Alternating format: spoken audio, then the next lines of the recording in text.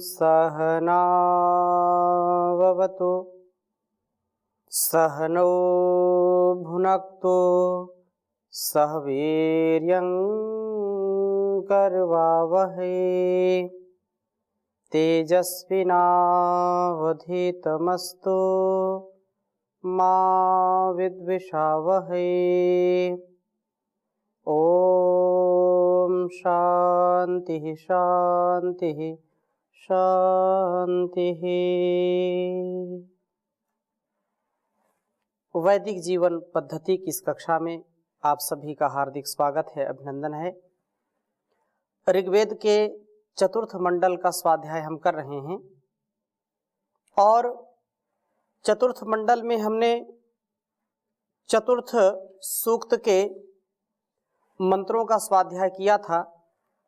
पहले मंत्र से लेकर के पांचवें मंत्र तक इन 5 मंत्रों में राजा के कर्तव्य बताए हैं कि राष्ट्र का राजा कैसा होना चाहिए, उसके कर्तव्य कैसे हैं। वह शत्रुओं का ध्वंस करने वाला हो, शत्रुओं का नाश करने वाला हो, अपने विवेक को, अपने वैराग्य को तेजस्विता के साथ, ओजस्विता के साथ संपन्न करने वाला होना चाहिए और राक्षसी प्रवृत्ति से दूर रह करके वह अपने स्वभाव से, अपने कर्तव्य से कभी भी पतित न हो, ऐसा स्वभाव बताया है राजा का। और शत्रुओं के नाश करने में भी उसको कभी भी संकोच नहीं होना चाहिए। इसलिए राजा का कर्तव्य सर्वोपरि है। राजा अंदर के शत्रुओं का और बाहर के शत्रुओं का दमन करने वाला होना चाहिए। इसलिए यहाँ पर इस चतुर्थ सूक्त के 5 मंत्रों में बहुत ही उत्तम स्वभाव वाला होना चाहिए राजा को, अपनी इंद्रियों पर जिसका स्वयं का नियंत्रण हो और हर प्रकार से वह संसार का कल्याण करने वाला हो, ऐसी शिक्षा इसमें दी है। निरंतरता के साथ स्वाध्याय और अपने इंद्रियों पर, अपने कर्मों पर, स्वभाव पर नियंत्रण रखते हुए प्रत्येक व्यक्ति का यह कर्तव्य है कि राजा का जो कर्तव्य है, उस राजा के कर्तव्य से भी अपने आप को समन्वित करता हुआ, अर्थात केवल राजा का ही नहीं अपितु प्रजा का भी यह कर्तव्य है कि उसका राजा कैसा होना चाहिए। बहुत ही सुंदर प्रश्न जो निरंतरता के साथ स्वाध्याय वेद का करती रहती हैं ऐसी हमारी बहुत ही आदरणीय सरबजीत जी, उन्होंने प्रश्न किया कि राजा के कर्तव्य तो बताए हैं कि राजा का कर्तव्य ऐसा ऐसा होना चाहिए, ऐसा राजा हो, और यदि राजा ठीक ना हो तो प्रजा क्या करे। ये बड़ा प्रश्न है कि राजा यदि आतताई हो जाए, राजा ही रक्षक के स्थान पर भक्षक हो जाए, राजा ही यदि हमारा पतन का कारण हो जाए तो फिर क्या करना चाहिए। तो इतिहास साक्षी है इस बात का कि राजा यदि अधर्म का पालन करता है, अन्याय करने वाला होता है, प्रजा पर अत्याचार करने वाला होता है, तो वह राजा ज्यादा दिन तक टिक नहीं पाता है। प्रजा के बीच से ही कोई ऐसा व्यक्ति जो पूर्ण विवेकी होता है, धीरता, वीरता, गंभीरता से युक्त होता है, वह कुछ अपने बाहुबल से, बुद्धिबल से, आत्मबल से कुछ ऐसा करता है जिससे संपूर्ण प्रजा को नई दिशा मिलती है और नया उत्साह मिलता है। अब तो प्रजातंत्र है, प्रजा के लिए जो भी तंत्र बनाया है। अब इतनी बात जरूर है कि किसी को हम यदि वोट दे करके सिंहासन पर बिठा देते हैं और 5 वर्षों तक फिर उसकी प्रतीक्षा करते हैं, यदि वो ठीक चलता है तो ठीक है, नहीं तो 5 वर्षों के लिए तो आपने एक निर्णय कर ही लिया है। तो इसलिए वर्तमान की जो स्थिति है, वर्तमान के परिप्रेक्ष्य में हम चर्चा करें तो वर्तमान के परिप्रेक्ष्य में हमको बहुत ही विवेक और सूझबूझ के साथ मतदान करना चाहिए। वे लोग जो मतदान को बिल्कुल स्थान नहीं देते और अपने कार्यों में लगे रहते हैं, जो विवेकवान होते अधिकांश वे मतदान नहीं करते। यद्यपि अब कुछ जागरूकता आई है, लोग जागरूक हुए हैं, परंतु वे व्यक्ति जो समझते हैं कि ये तो हमारा काम नहीं है, राजनीति हम नहीं करते हैं, क्या करना, क्यों जाना, जिससे समाज और राष्ट्र की बड़ी हानि होती है। ऐसे कुशासक, ऐसे कुशासन चलाने वाले व्यक्ति फिर बड़ी हानि करते हैं। उस हानि से बचने का उपाय क्या है? तो हम स्वयं जागरूक हों और दूसरों को जागरूक करें।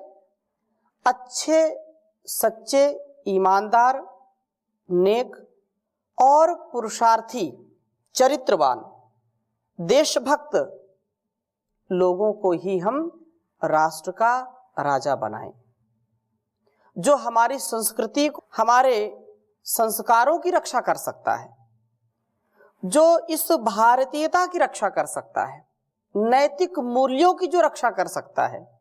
ऐसे ही व्यक्ति को हम अपना राजा बनाएं। वर्तमान में एक उत्साह राष्ट्र के अंदर है, एक सात्विकता का प्रचार प्रसार हो रहा है। नहीं तो वर्षों वर्षों कुछ लोगों ने केवल इस भारतीयता को छिन्न भिन्न करने का काम किया।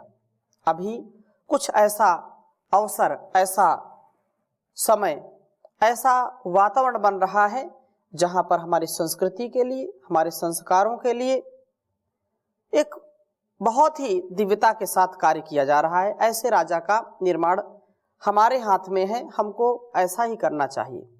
और उसमें भी शुद्ध, सात्विक, पवित्र विचारों का आधान हमारे अंदर भी हो और उसके अंदर भी होना चाहिए।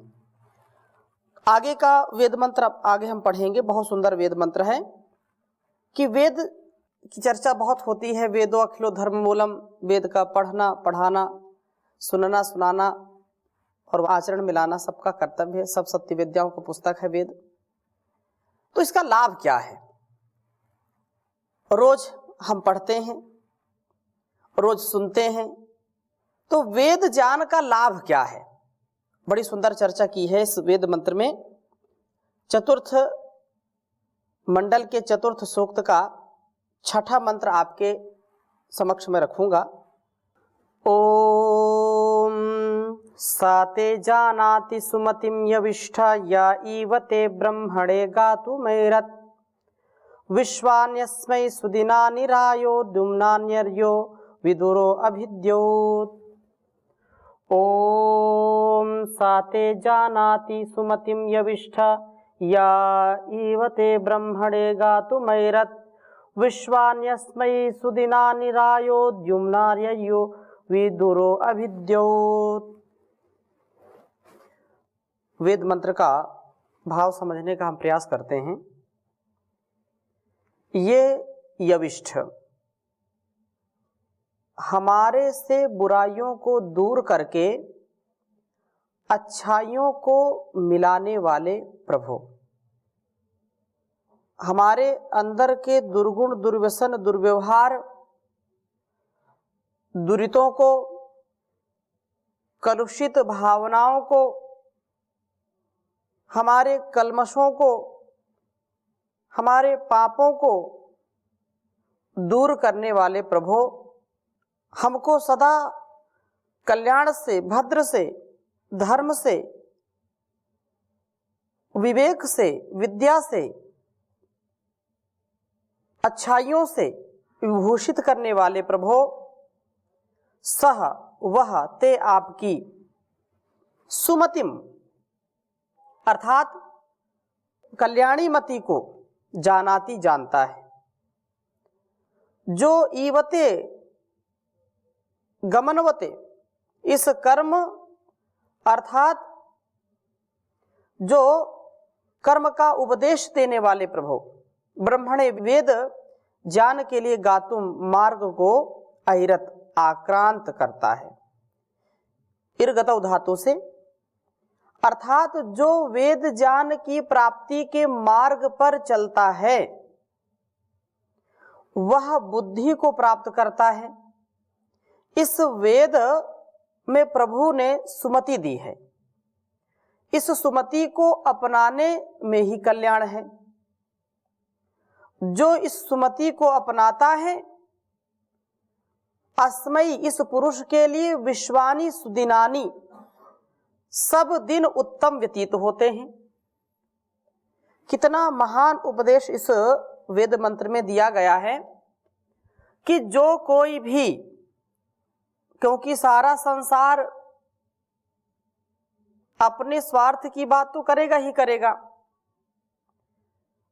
ऐसा कोई भी मंद बुद्धि का व्यक्ति भी कभी कोई ऐसा कार्य नहीं करता जिससे उसको हानि लगे। जिसमें वह कोई भी कार्य करता है, जिधर भी कदम बढ़ाता है, उसको स्वार्थ, उसको कुछ लाभ मिले तब वो कर्म करता है। बिना स्वार्थ के या बिना किसी लाभ के कोई कार्य नहीं करता है। कोई भी कार्य हो, जहां जिस कार्य में जिसमें हम लाभ देखते हैं उसी को करते हैं हम। तो वेद को जानना, वेद विद्या को जानना, समझना, वेद जो सब सत्य विद्याओं का ज्ञान कराता है, हम रोज इसको पढ़ें, पढ़ाएं, सुने, सुनाएं, इससे लाभ क्या होगा? तो लाभ में बड़ी ही यह सुंदर बात की कि हमारा जो स्वभाव है, जो हमारे भाव हैं, उन भावों में दिव्यता आती है और हमारा स्वभाव दिव्यता से परिपूर्ण हो जाता है, बुद्धि की शुद्धि हो जाती है। वेदों का स्वाध्याय करने से बुद्धि हमारी खुल जाती है, बुद्धि हमारी विवेकवती हो जाती है। हम क्या सही है, क्या गलत है, क्या ग्राह्य है, क्या त्याज्य है, क्या भक्ष्य है, क्या अभक्ष्य है, क्या हमारा व्यवहार होना चाहिए, इसमें हम पूर्ण रूप से संतुष्टि को प्राप्त करते हैं। इसलिए यह परम आवश्यक है कि हम वेदों का स्वाध्याय करें। बिना वेद के स्वाध्याय के हमारा स्वयं का कल्याण भी नहीं हो सकता, तो संसार की हम क्या बात करें। स्वयं हम अपने आप को सुखी नहीं कर सकते हैं बिना वैदिक जीवन जिए।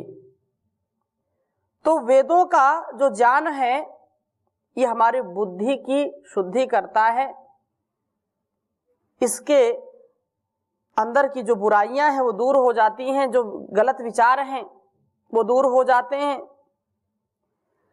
हम शुभ मार्ग के अनुगामी हो जाते हैं। जो अच्छा सच्चा मार्ग है उसको हम प्राप्त करते हैं। इसलिए यह अत्यंत लाभकारी है वेदों का स्वाध्याय। और वेदों का स्वाध्याय करने वाला व्यक्ति, जो भी पुरुष इसको स्वाध्याय में लाता है, कहा कि विश्वानी सुदिनानी, सब दिन जो है उसके उत्तमता से व्यतीत होते हैं, उत्तमता से उसका समस्त कार्य होता है। इसलिए नित्य वेदों का स्वाध्याय हमको करना चाहिए। रायः, और उत्तम बात कही, रायः द्युम्नानि अर्यः वि अभिद्यौत। कहा कि इस प्रकार से जो व्यक्ति अपने उसके लिए यह प्रायः ऐश्वर्य होते हैं द्युम्नानी, इसे ज्ञान ज्योतियां प्राप्त होती हैं जो इसका स्वाध्याय करता है। यह अर्यः अपनी इंद्रियों का स्वामी होता है, अपनी इंद्रियों पर इसका नियंत्रण होता है। जो वेद विमुख हो जाता है, वेद के प्रतिकूल आचरण करता है, वेद के विपरीत आचरण करता है, वह कभी भी जितेंद्रिय नहीं हो सकता है। उसका जो बल है वो बलहीन हो जाता है, वीरहीन हो जाता है, तेजहीन हो जाता है, कांतिहीन हो जाता है। अतः यह आवश्यक है कि हम वेदों को जानें, समझें, पढ़ें, नित्य स्वाध्याय करें। सुनते सुनते भी हम इतने विवेकी हो जाते हैं कि क्या सही है क्या गलत है, इसका निर्णय स्वयं कर पाते हैं। रोज वही बातें सुन सुन करके भी हम ऐसे संस्कार से युक्त हो जाते हैं कि गलत बातें फिर हमको अच्छी नहीं लगती हैं। इसलिए समय निकाल करके थोड़ा सा वेदों का स्वाध्याय अवश्य करना चाहिए। और कहा कि दुरहा वि अभिद्योत, सब इंद्रिय द्वारों को वि अभिद्योत विशिष्ट रूप से दीप्त करने वाला होता है जो व्यक्ति वेदों का स्वाध्याय करता है। वेद ज्ञान को प्राप्त करने वाला व्यक्ति सुमति को प्राप्त करके सब दिनों को सुदिन बनाता है। नहीं तो लोग बोलते हैं कि आज का दिन मेरा खराब चला गया, आज का दिन अच्छा नहीं हुआ, आज क्या होगा क्या नहीं होगा। अनेक प्रकार के उहापोह में अनेक प्रकार से वह दुखी होता रहता है और उसका एक एक पल ऐसा लगता है कि काल है। वह उस पल को सुंदरता से परिपूर्ण नहीं कर पाता है। इसलिए जो व्यक्ति वेदों का स्वाध्याय करेगा वह व्यक्ति सब दिनों को सुदिन बनाता है, दुर्दिन नहीं। दिन हमारा कैसा व्यतीत होना चाहिए? सुदिन, अच्छा दिन। हम शुभ प्रभात बोलते हैं, शुभ दिन बोलते हैं। तो यह दिन हमारा दिव्यता से परिपूर्ण हो और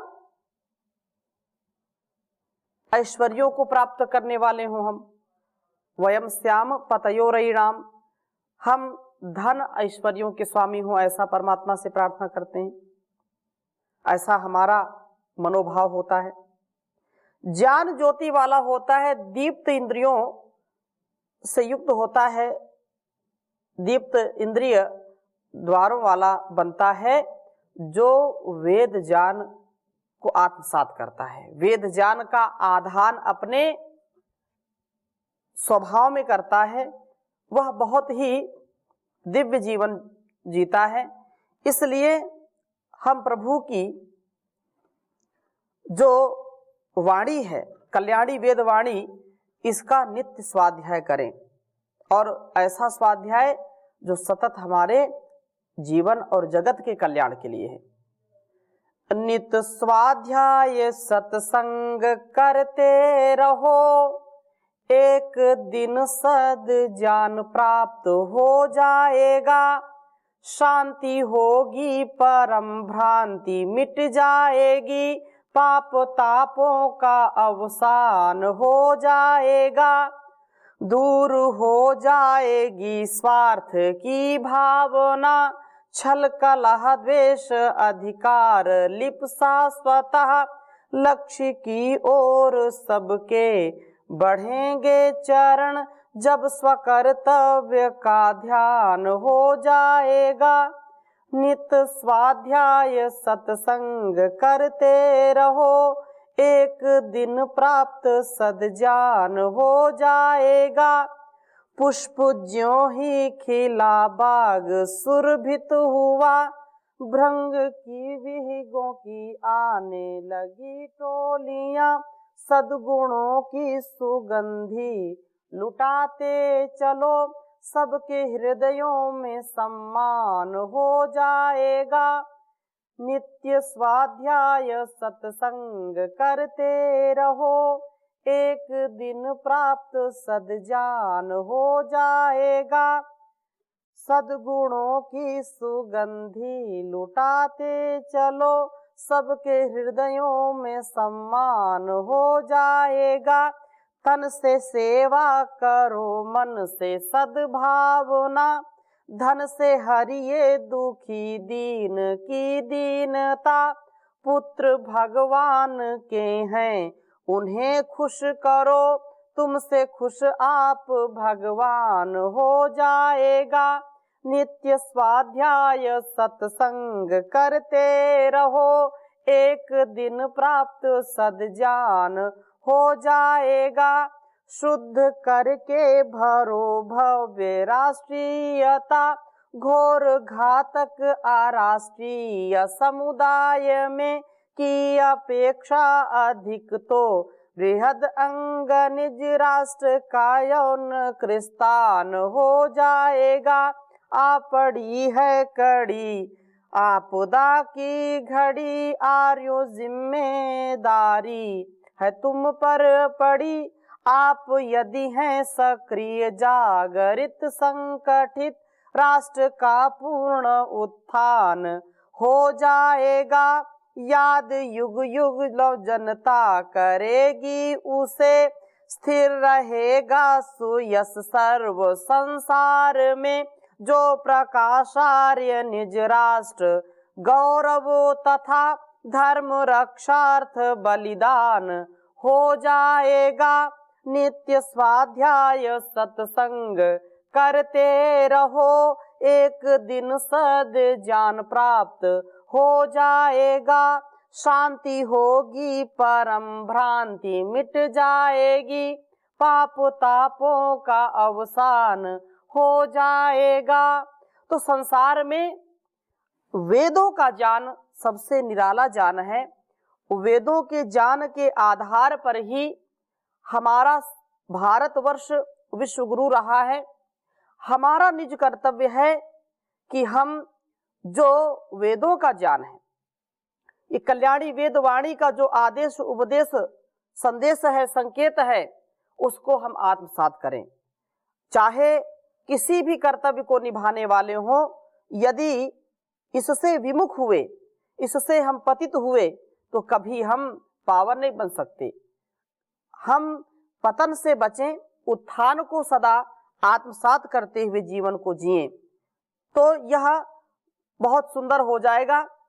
और कैसा बने, तो इस 7वें मंत्र में बहुत सुंदर बात कही कि सेद अग्ने अस्तु सुभगा सुदानुर्यस्त्वा नित्येन हविषा य उक्थैहि पिप्रीषति स्व आयुषी दुरोणे विश्वेदस्मै सुदिना सास दृष्टि।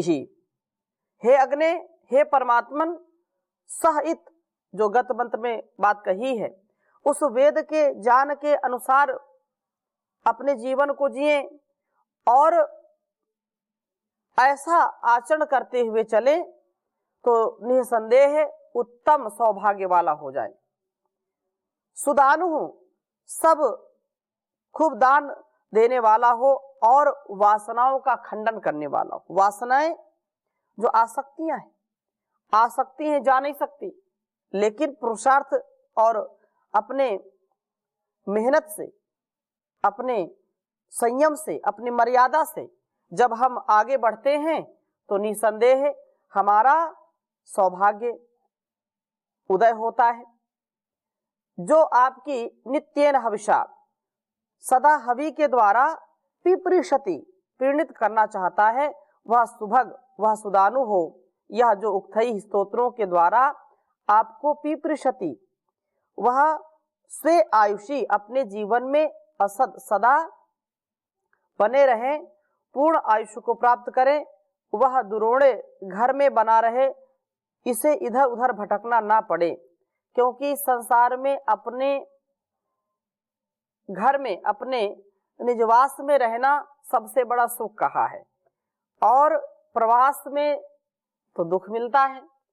लेकिन कुछ जो समाज में, संसार में लोग व्यापार करते हैं, आना जाना होता है ज्ञान का, या वेदों का प्रचार प्रसार करते हैं, सत्य धर्म का प्रचार प्रसार करते हैं, तो उनको तो करना ही चाहिए।